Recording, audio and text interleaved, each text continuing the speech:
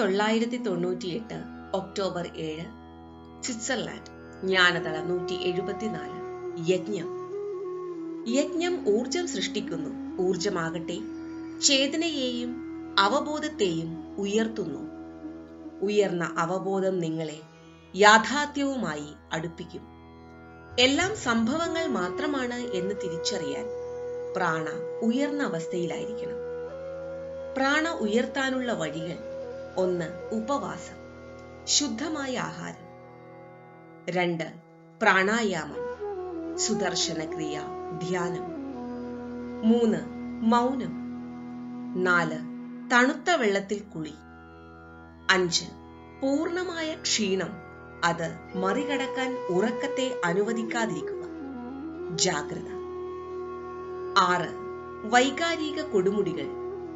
7. ഗുരു സാന്നിധ്യം. 8. ഗാനവും ജപവും. 9.